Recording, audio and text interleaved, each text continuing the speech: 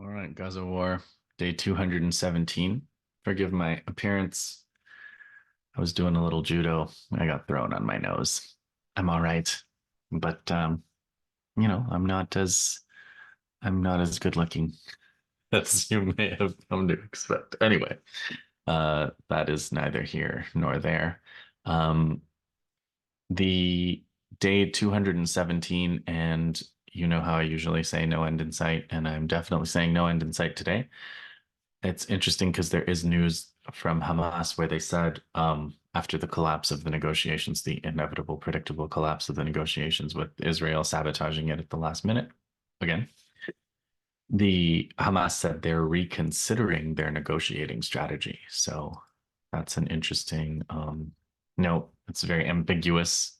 Um, I'm sure that kind of strategic ambiguity is part of the strategy, which they're reconsidering.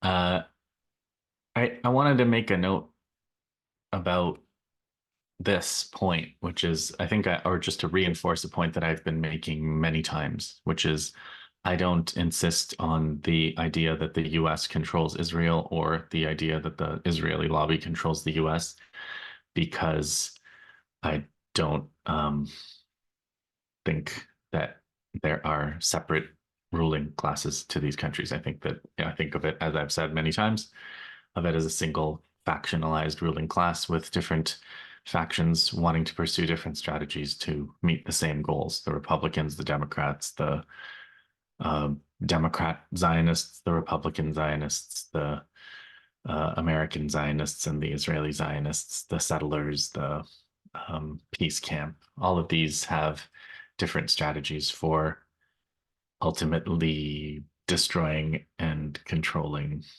the lands of the Arab people in that part of the world. Like they have plans and different strategies for pursuing their goal of world domination. Speaking of the world, the United Nations, as you may have heard, voted for 143 for, 9 against, and 25 abstentions to not exactly grant Palestinian statehood because I guess that's a Security Council matter and the US has already vetoed that. But they granted more rights. It's another step on the road. I think there's probably some way they can eventually get the Palestinians in there recognized. It was praised by Hamas, this vote, and praised by everybody, um, other than these 9 and 25 countries that abstained or voted against. The you probably saw the spectacle of the Israeli ambassador to the UN shredding the United Nations Charter, and he was it was interesting to me, and I tweeted about this, but he was shredding the charter, and he said he shredded it in this little paper shredder. He had a little paper version of the charter, and he shredded it and he shredded it in his little chart shredder, and he said, "You're shredding this charter. You're shredding the UN Charter." And he was shredding the charter. It's the commitment to dishonesty is so thorough that he has to lie about everything, including the fact that while he was shredding the charter, he told them, all of the gathered countries that were watching him shred the charter, that they were shredding the charter. Um, I wanted to tell you about Abdel Malik al-Houthi, the leader of the Ansar Allah in Yemen, the ruling party in Yemen, because he made an amazing speech on May 9th, yesterday, I guess. And he talked about how the invasion of Rafah is happening. It's not just against the Palestinian people, but it's also a deliberate provocation against the Egyptian people and army. It's a challenge to Egypt, poses a threat to its security, and violates the agreement, the Camp David Accords with Egypt. They just straight up violated their agreement with Egypt. And I guess they maybe got the agreement beforehand, but that's Egypt had already said that was a red line, and then they just did it. So what's Egypt going to do? And treating Egypt and Jordan and the Gulf countries and all of these countries like they're like just repeatedly putting them in their place has been a major part of this whole genocide and a major, I guess you could say, outcome, a major goal, a major part of this whole campaign by the US and Israel, which is to show them, show Egypt, show the Egypts, the Jordans, the Qatars, everybody who is working for America in the region that they are going to do what they're told. Whenever they're told to jump, they are to jump. And whenever, if there's a peace agreement that Israel wants to violate, Israel's going to violate it, and they're going to have to be quiet about it. And so, continuing with Malik Houthi's speech, the American stance is trying to deceive public opinion, present a false image of what Israel is doing in Rafah. It's America, he says, that prepared for the invasion, and the Americans could stop. The Americans are pretending to pressure the Israelis. They're not, it's pretend. They're an actual partner in the genocide and plays a primary role in the occupation of Rafah crossing.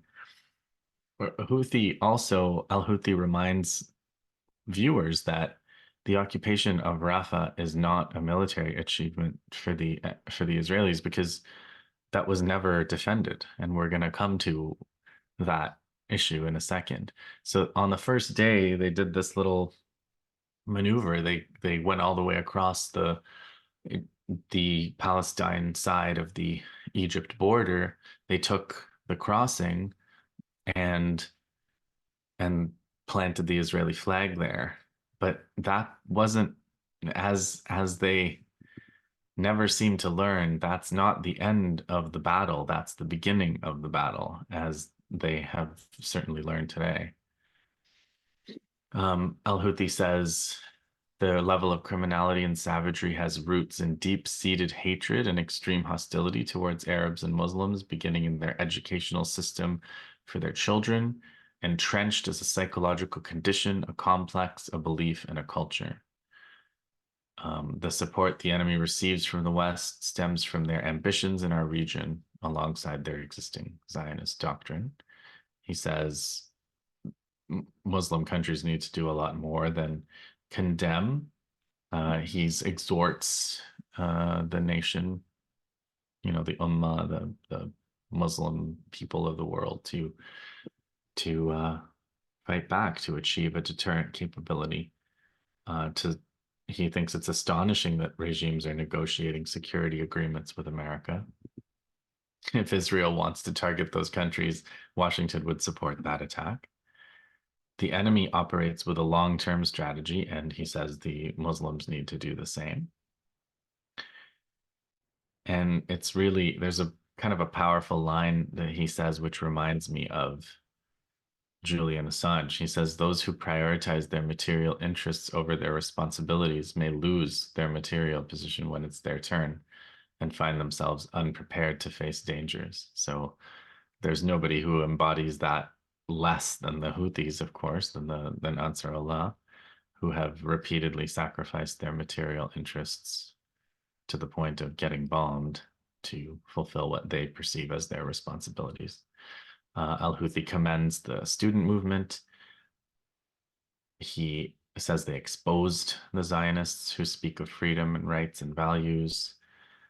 He said, we hope to see student protests in Arab countries too, but students and peoples are shackled in many Arab countries.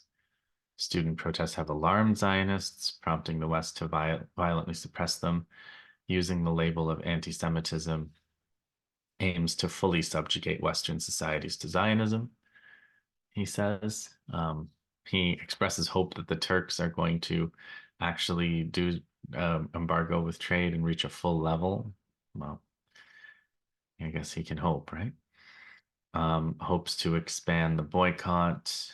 And then he gets into the numbers of operations, 25 operations in that month, 71 ballistic missiles, drones, and unmanned aerial vehicles, targeting 112 vessels with 10 ballistic missiles this week, or drones or unmanned aerial vehicles. He says he announces that fourth stage of escalation he's mentioned. Any ships of any company involved in transporting goods to the Israel to any destination will be targeted. There are no red lines that can hinder us from carrying out our operations. And he says, we are also thinking about a fifth stage now, and we have very important, sensitive, and impactful options against our enemies. So we don't know what that fifth stage is. He says, the enemy understands only the language of force. We are thinking and practically striving for the fifth stage, and our ceiling in the fourth stage will strengthen and gain momentum. He says,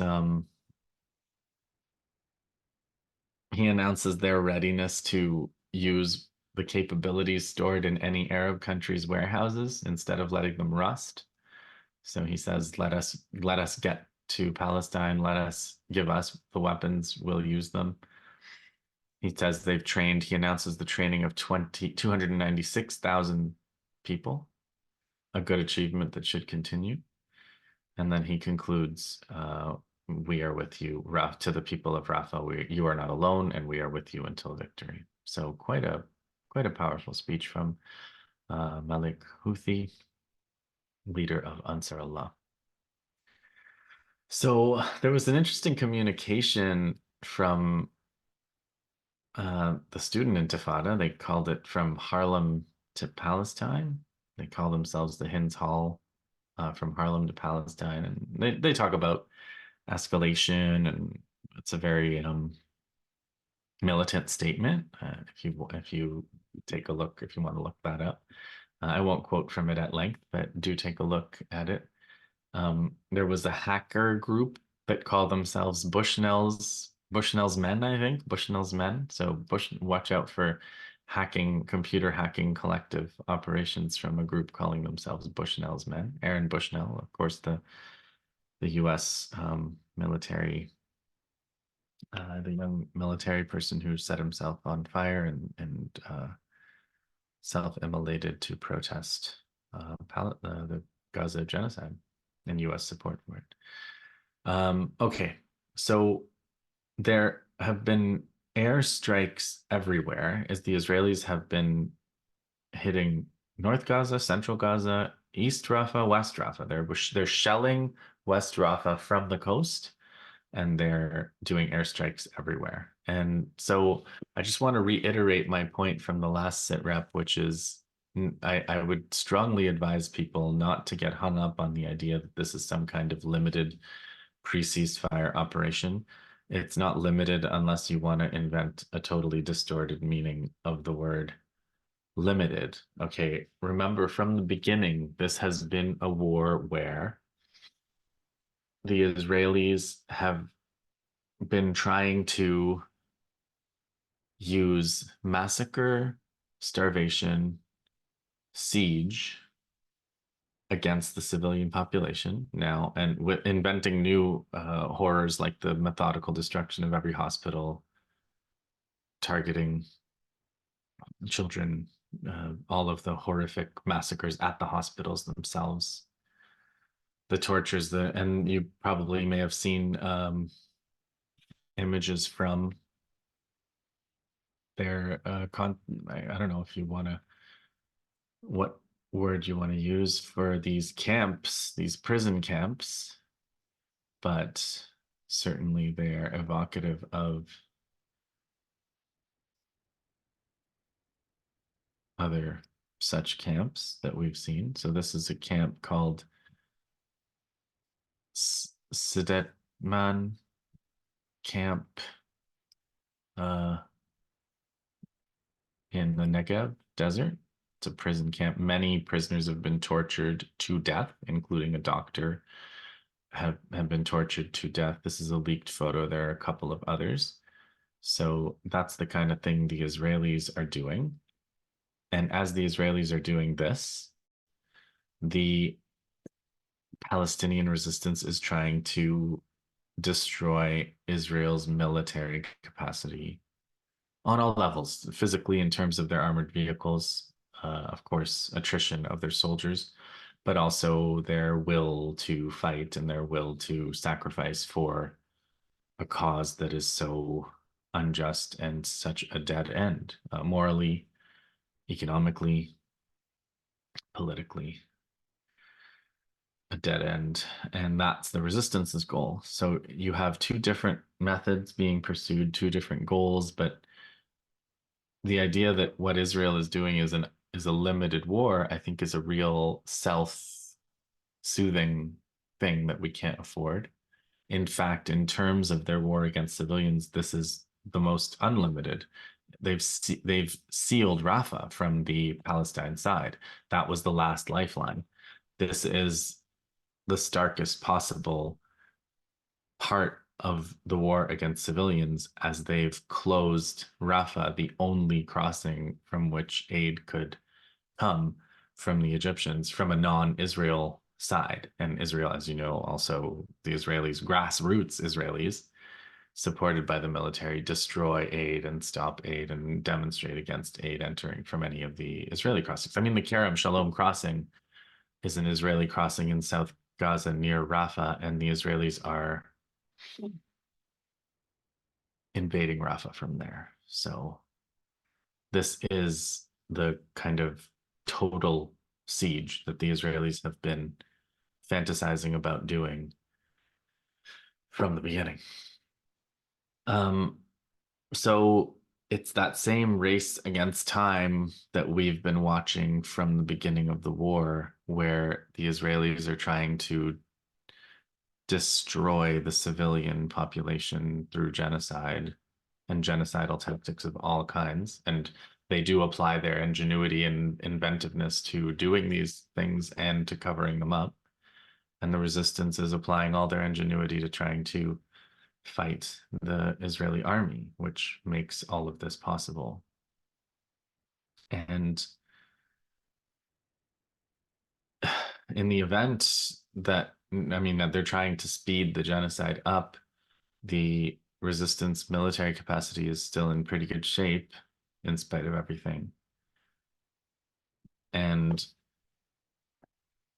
I I mean, it's not as if Iran and Lebanon and the other allies have gone away. So the stage is set for escalation in every way, as Israel pursues this assault on Rafah. Now, it's time to talk about the reports from the fronts, because this has been an incredible. So like I said, a couple days ago, Israel invaded and made a big show of taking over the Rafah crossing. But the battle for Rafah had at that point basically started.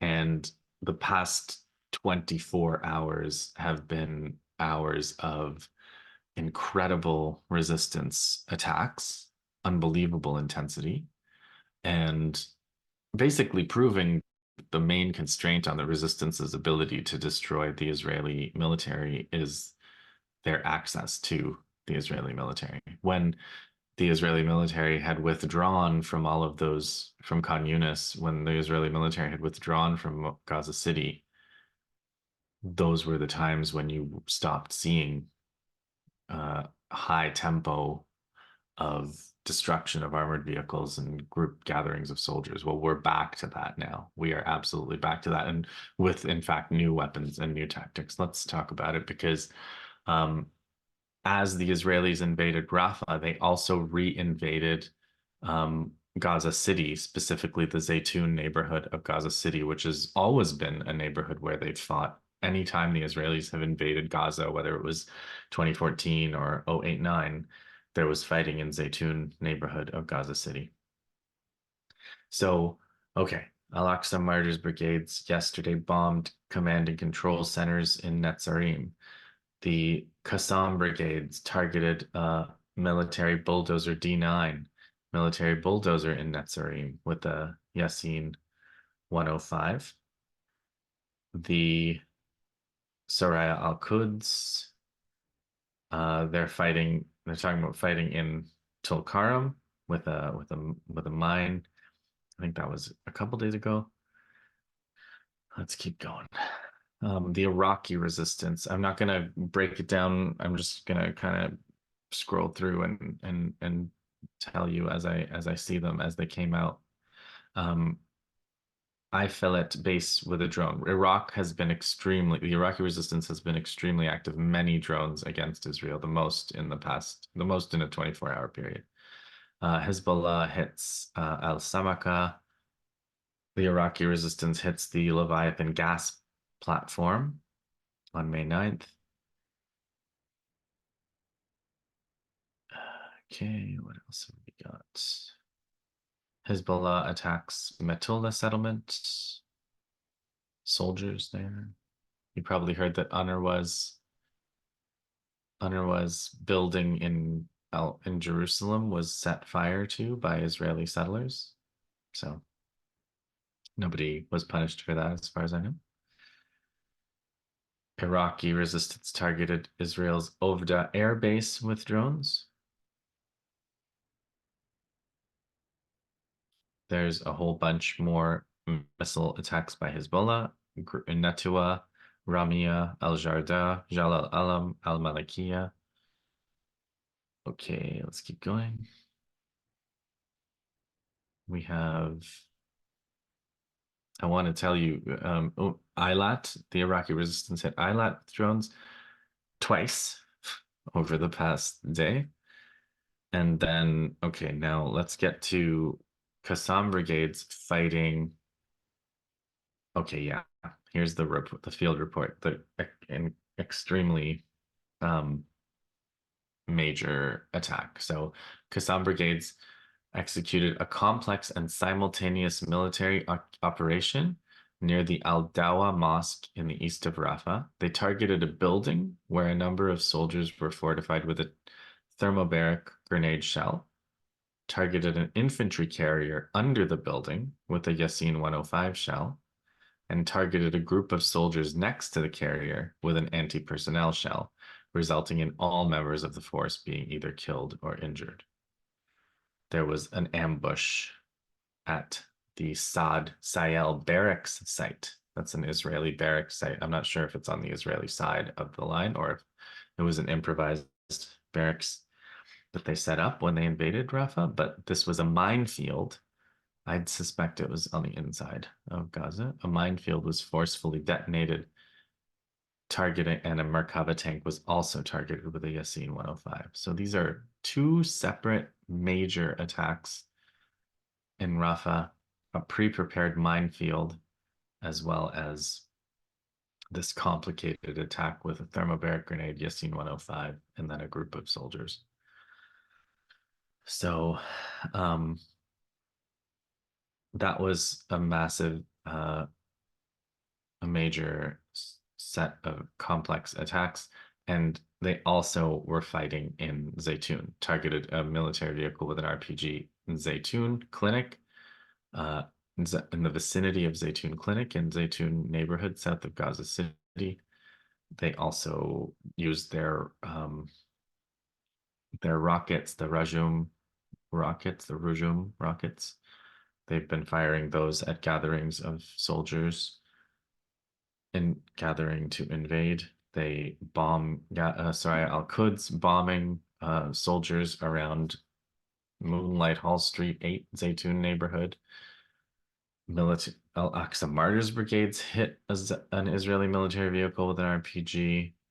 So here's another Al-Aqsa Martyrs Brigades in southern Gaza and Rafah, clashing with an infantry force of 8 soldiers using machine guns and hand grenades on the combat axis east of Gaza. They took control of an Israeli Skylark drone in Rafah in the southern Gaza Strip. That was Soraya al-Quds, the Palestinian Islamic Jihad armed wing, detonated a minefield and a high-powered explosive land devices in several of the enemy's vehicles in Al Zaytun neighborhood. So there's new mines in the north and in Rafah. They rocket barrages on settlements and then they followed all of this up with videos They've already produced videos of several of these attacks, sniper attacks, and I think there's a video. I saw what I think is probably a video of the of that complex attack they mentioned. Israeli media admitted to 5 deaths, but it was probably much more than 5 deaths. So that's going on. That's Gaza. That's Iraq. That's Zeytoun and Rafah, north and south. Lebanon has constantly been attacking as well, and the Israelis have been doing airstrikes in Lebanon as well. So it's been a very big day on both Lebanon and Gaza fronts, and major casualties, Israeli military casualties due to these attacks, due to these ambushes, due to this fighting of the Israeli invaders of Rafah and of Zeytoun neighborhood in Gaza City. So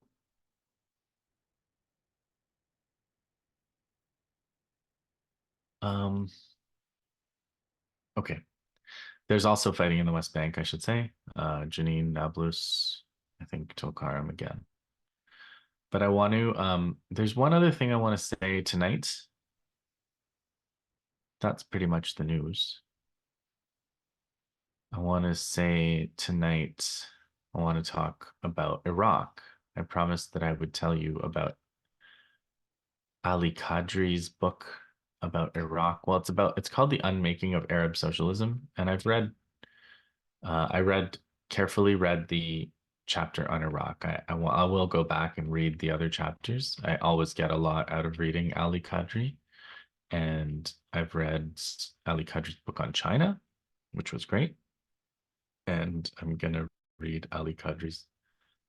I read Ali Kadri's book on. There's a book about the concept of waste, I think, and how capitalism basically as its end product is creates waste, like wasted lives. Ultimately it's like the production of waste, the shortening of lives, and the creation of waste. It's a concept that he uses, especially. It's devastating stuff Ali Kadri is writing. But Iraq Then and Now is the chapter. And it's interesting because, like, in my time as an anti-war person, as an anti-war student, I the Iraq War was the big um, issue, the big war that we were ineffectively trying to stop. And we didn't even really like there was the Iraq War 2003, there was the Iraq War of 1990-91, and there were the sanctions in between. And all of that time, there was always this kind of mystery of why. Why did they do that? Like, why did they attack Iraq like that? Why did they commit $3 trillion or whatever? And basically also the disintegration of the US military and the kind of unraveling of American power started with that war, right? The kind of peak unipolar moment was 1990. The Soviet Union falls, everything is coming up for the United States, and they easily defeated Iraq, this former Soviet Union but like ally, right? Arab nationalist, a military power, the oil, the immense oil reserves, and they easily defeated them, like easily defeated them. And it was this was America was invincible. And so, like, even my anti-war activism at that time, we kind of took for granted the idea that America was invincible and America was forever. And it was like the only hope is if we have an anti-war movement in America, and everything that we're doing is like to try to have an anti-war movement in America. Like it's hard now to even remember that time. I mean, I think there are still people that think that, but a lot of people now think that Russia's powerful and China's powerful and Iran is going to be hard to dislodge, and that the world is a multipolar kind of complex place, but it was a unipolar place after the fall of the Soviet Union, so 1990. And that was the new world order that was announced by the US president at the time. And that was from 1990 till 2003. And then 2003 was like the second time they invaded Iraq. And that second time was this long-term occupation. And it was hard to understand. It was hard to understand why they would have done that, why they had to occupy a country like that, why they had to send troops to physically occupy the country and then get those troops get maimed and killed and everything. And they did the same in Afghanistan. And it was hard to understand. And Ali Kadri, so there was like they're there to get the oil, but it's like you can get the oil. There was an oil for food program. There was plenty of oil they could get from the Saudis and from all these other sources, control of the market. In fact, manipulating the market to keep certain oil off the market actually had some value from their perspective. So it wasn't like the idea that it was just to go and get oil. That's not how you get resources, right? You get resources in our world by making deals with elites who want to deal with you and imposing austerity on countries and forcing them to sell their resources to you at low prices. That's how you get resources. You don't need an army to go and get oil. That's not how it's accomplished. So what were they getting? What were they doing in Iraq? And that was like there was a little book by the Research Unit on Political Economy out of India that I read, and they were arguing that it was ultimately an attack. And I think there are Chinese analysts who have this, that it was like ultimately an attack on their allies. The same way people have argued that the war, the Russia-Ukraine war, the US kind of support for Ukraine has one of its targets is actually Germany and the growing German economic links with Russia, like the Nord Stream pipelines and the cheap energy from Russia that was enabling Germany to have this industry, you know, industrial base, and all of that was basically put on hold or undermined for good by the Russia-Ukraine war, the sanctions on Russia, the destruction of that Nord Stream pipeline by parties unknown. Um, Remember that sometime after Biden said, "I assure you, we can stop Nord Stream if there's a war." So the same kind of argument was made by this research unit on political economy. They said it was an attack on their European allies. It was Saddam Hussein. One of the things he was doing was, because of all the sanctions, because of all the maneuvering that the US did to prevent Saddam Hussein from accessing the oil revenues for his country, for Iraq. The Iraqi state couldn't access their own oil revenues, and oil was being traded in the dollar, and there were all these sanctions to do with the dollar, as people probably know a little bit about sanctions now more than then. So the Iraqi government was trying to switch to the euro. And when they were trying to switch to trading oil in the euro was when the plan for invading Iraq really accelerated. There was always plans to invade Iraq ever since 1990, but the euro became a big part of it. But that still doesn't explain why they attacked and invaded in 1990 very well. And that's where Ali Kadri actually answered some of the questions that I had. one of the points was that he makes was that Iraq was extremely oil rich and growing extremely fast, and prior to from the 60s, 70s, 80s, and they were using their oil to develop. And they were using their oil to do state building and infrastructure building and human infrastructure building in a way that's always intolerable to the US. But as a Soviet ally, not easy to go and simply start a war with until after the Soviet Union falls. And then it's open season on everybody, right? Easy pickings. Afghanistan also falls into civil war, and Iraq becomes a juicy um, target for destruction for that reason.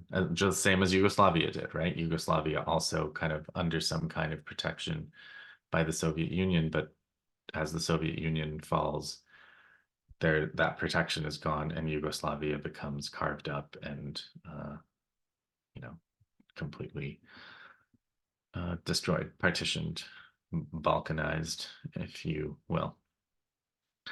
So the there's some interesting things that Kadri does, because he criticizes Iran a little bit and he criticizes Chomsky, and I found both of these to be, you know, pretty fair.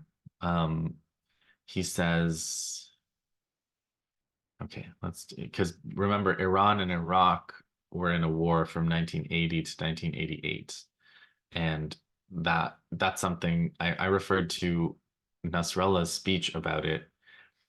Nasrallah said, if Saddam Hussein and Iraq had not prioritized and wasted resources of our countries fighting each other, fighting Iran, then we would have been in a much better position relative to Israel than we are now.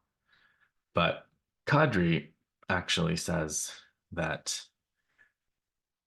it's not entirely Iraq's fault. So I'm just looking to see where he says this, because he basically argues that Iraq was willing to make a deal, a peace deal, fairly early, and it was Iran that turned it down. So where is that? Iraq, post-war semi-sovereign states. Okay, I think I can find it. Yes. Okay. Yeah, okay. It's on page 173 of The Unmaking of Arab Socialism. He says, from post-independence until the end of the Iran-Iraq War, Iraq remains in a constant state of war. Trying to cut losses in the early stages of the war with Iran, the Iraqi regime attempted to seek a truce with an intransigent Iranian clergy as early as the first year of the war, but to no avail. Much to the dislike of US imperialism, the most viable institution in Iraq, the military, emerged stronger from the Iran-Iraq War and more significant, backed with a military industry that might potentially violate the ultimate taboo by redressing the balance of forces with Israel. Following the US invasion in 2003, disbanding the Iraq military was a top priority on the neoconservative agenda. The first trigger for imperial assault was Iraq's efforts to escape the Iran-Iraq war legacy by attempting the impossible to annex Kuwait and redraw Middle East borders. That was a welcome opportunity to the victors of the Cold War. So that's the criticism of Iran, that they didn't take an early peace deal with Iraq. So when Nasrallah blames Iraq and Saddam Hussein for this, Saddam Hussein, I'm sure, has, especially for a someone from Nasrallah's, who takes Nasrallah's perspective, that would not be somebody, Saddam Hussein would not be somebody that he would have any respect for. But not taking a peace deal, if this is the first I heard that of the idea that the Iraqi regime attempted to seek a truce as early as the first year of the war. I mean, who knows? He cites someone named Taki 2008. I will look more into this, but that's what Kadri says. Kadri's not often wrong, but maybe he's wrong here. But the other criticism that he has is a criticism of Chomsky, which is interesting because he says analyzing Iraqi history from the wrong starting point, the wrong starting point being the vilification and demonization of Saddam Hussein, whether intentionally or not, provided cover for the invasion. By reducing the country to a man, it became easy to destroy the Iraqi social formation through the false rationale of the man's authoritarian rule. This should expose the class whose values are being served in the explanation of historical causality. So he says many Western liberals have fallen victim to the erroneous methodological approach of congealing historical developments into the person of an insane or evil dictator at the helm of power in a small developing country. Sounds familiar? So he says many liberals, including Noam Chomsky, would criticize US foreign policy and Saddam simultaneously, conflating two separate issues on two distinct planes of thought and thereby justifying the invasion. So he says, speaking in 2002, Chomsky said Saddam is as evil as they come, which draws an image in the public mind that all measures are justifiable, including an invasion of Saddam, who also happens to be Iraq. And then in 2015, remember, Kadri's book is 2016. I never said that, so I shouldn't say remember, but this book, Unmaking of Arab Socialism, that I'm quoting is a 2016 book. So in 2015, when asked about ISIS, the Islamic State, Chomsky's answer was the US and Britain invaded Iraq, a major crime that created the background out of which ISIS grew and developed. When the liberal moves, he says, from the personalist propaganda to the more adequate macro picture of history, the historical background becomes the US invasion, not the evil dictator. So he says, and then here's where Kadri combines both his criticisms of Chomsky and Iran. I'll just read the rest of this paragraph. Okay, so Chomsky continues, Iraq had been virtually destroyed, first of all, by the decade-long war with Iran, in which, incidentally, Iraq was backed by the US, and then the decade of sanctions. So that's quoting Chomsky. But then Kadri corrects Chomsky. He says, Iraq actually emerged stronger after the Iran-Iraq war, and the falsifications are many, including no less than that Israel supplied weapons to Iran to continue the war. I didn't know that. Before the war, Iraq complained about several Iranian transgressions upon its territory. Iraq was Soviet allied and armed, and Iraq was the most important secular anti-Israeli state in the region. So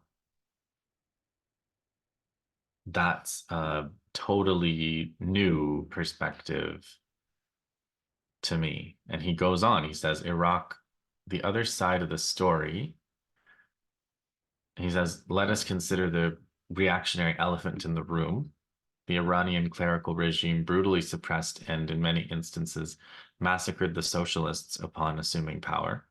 It provoked sectarianism in Iraq and Lebanon as early as 1981.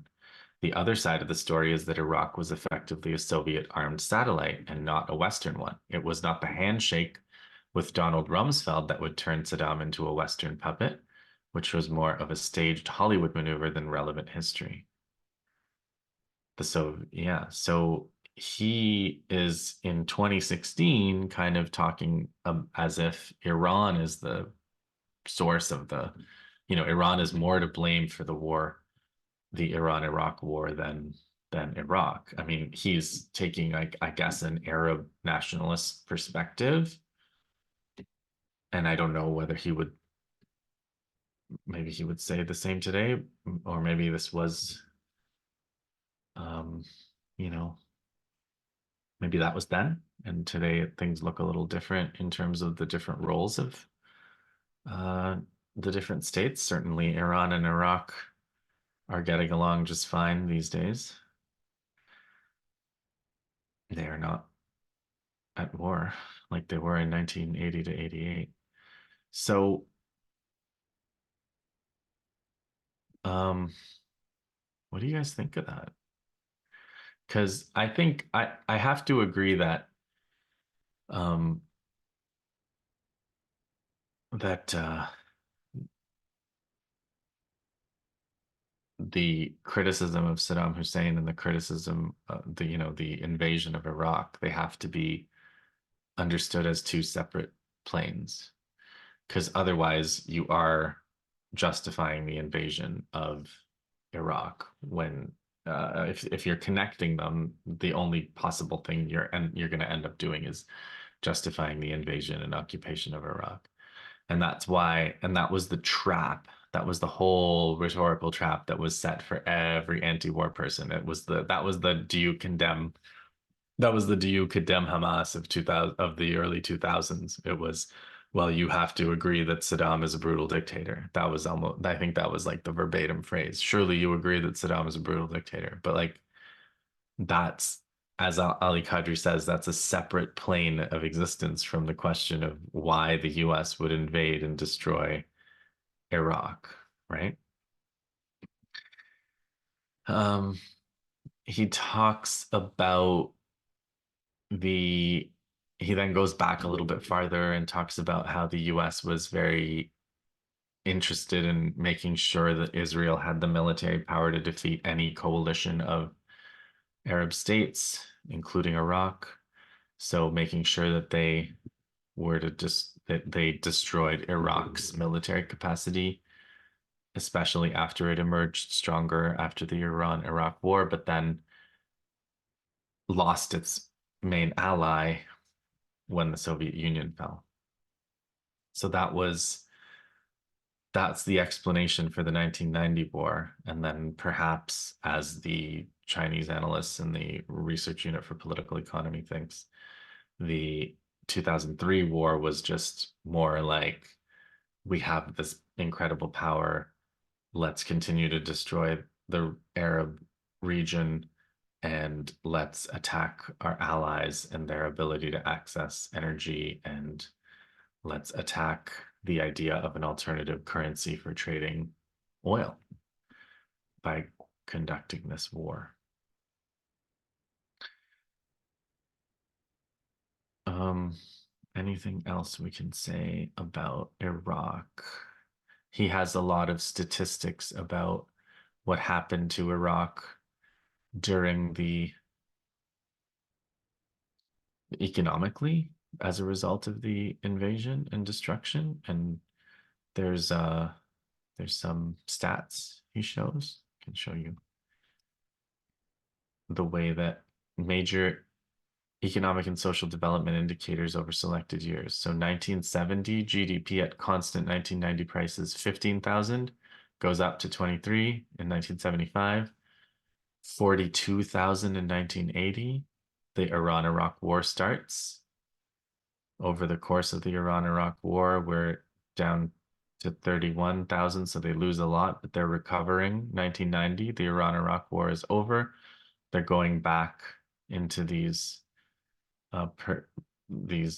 38,000, and then that's the period when the US war starts and we come back down to 2003. So like now in 2003, when the after the initial 1990 war and sanctions, the um the economy is worse off than it was in 1970. So think of the lost years the lost growth. Per capita GDP was 1,600. It peaks in 1980 at 3,000, so they double in 10 years. And now it's in 2003, it's down to 551. Inflation, market exchange rates, oil production. He gets into all of these things, but the point that he's trying to show was that Iraq was developing fast. It was an example of how to use oil revenue to create something for the people. And that was also something on a separate plane from whether Saddam Hussein is a brutal dictator. And that's it's something that a lot of people never get past. And it ends up inevitably justifying these occupations, these genocides. So that's not like a whole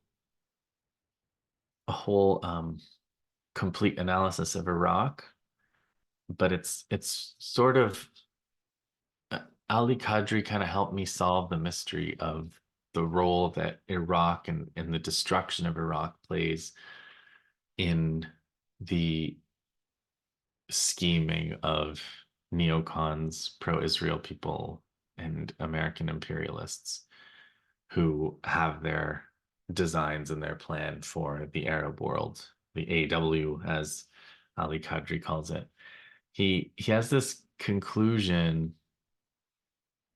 where he says, across history, arresting cultural development in Mesopotamia, as in the Mongol sacking of Baghdad in 1258, appears to be symbolic of setting back all of human development. So Iraq, when Iraq is being sacked, things are never good for the rest of the world, he's kind of saying. So we have until an elan of uncompromising internationalist ideology develops from the womb of current struggles and speaks the language of internationalist solidarity, things can only go on as they are, from bad to worse. So I don't know. I mean, this whole war and this genocide has been a case where social forces have shown up, like Ansar Allah and the Iraqi resistance, the students, shown up that were not predicted to show up, while the kind of dictators, the Gulf um, monarchies, the Egypt and Jordan, they've been as predictable as can be. So that's a bit of a dive on Iraq, Ali Kadri's book. I'd recommend you read that chapter, see what you think. What did you guys think of the criticisms of Iran? Is it too is it an inappropriate time to criticize Iran? Maybe it is. Um, Speaking, I'll leave you with this note. I'll leave you with this note about criticism and the legitimacy of criticism. It's another kind of thought thing that got me thinking. I thought this was a very interesting analogy, a very interesting point that was made in this tweet. So this is a Twitter person that I follow who calls themselves Rocco.